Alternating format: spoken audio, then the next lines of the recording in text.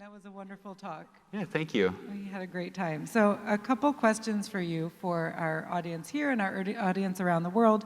A common misconception is that correlation implies causation. Mm-hmm. So I was wondering, how has this misconception been problematic in your field of study? Oh, well, so I think it's problematic in a lot of ways.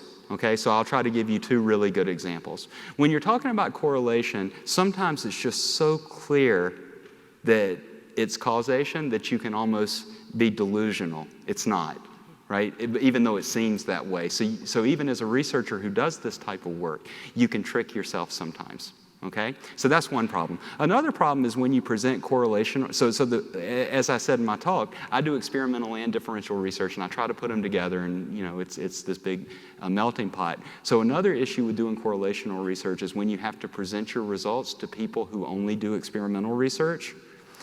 At the question and answer session, when it's over, all you get is a lot of alternative explanations. And it's like, okay, well, this is not an intro research methods class. I mean, we know that there's alternative explanations, but that's why I try to put them together, is because there are limitations to doing correlational research.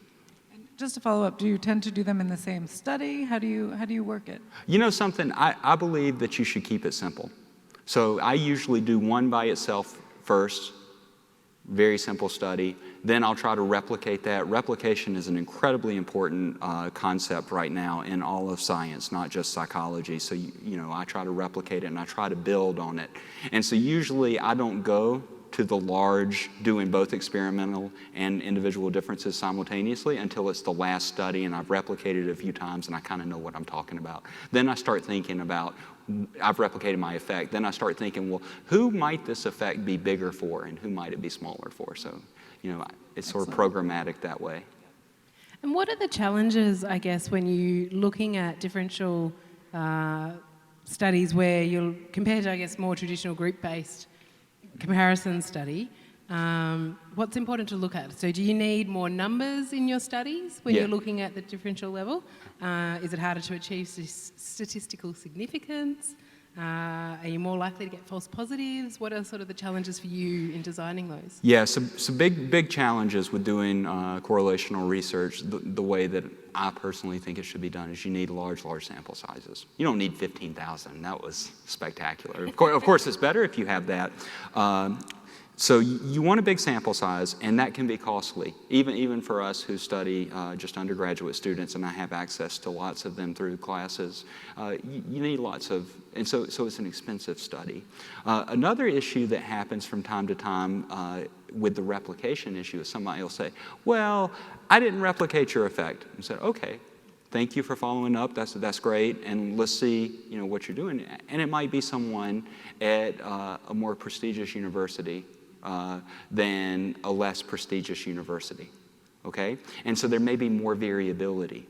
And so, right, so range, if you're studying cognitive abilities, there may be some places where research is happening that has a very small range, and then there may be other places with very large ranges. And so that creates some challenges for making sure that we're comparing apples to apples and not apples to oranges.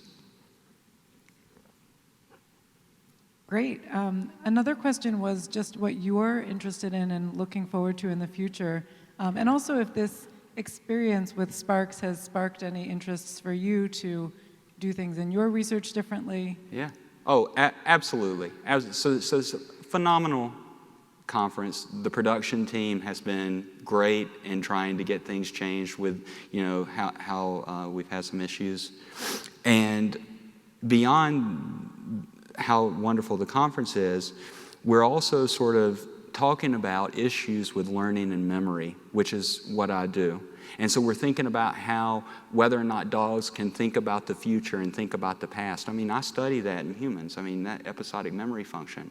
We're talking about how things that are contiguous in space and time, like Peter Killeen talked about yesterday, how do they become associated? We do those types of studies in my lab. And being able to get a different type of perspective with a different type of species of animal and how these things work, it's really heartening to me to be able to see this connection between my work and the work that's being done in the canine fields. Had you ever thought about dogs this way before? Never thought about, I told you, my experience with dogs is very limited. I've got 2 Chihuahuas and I've got an ill-behaved shelter dog.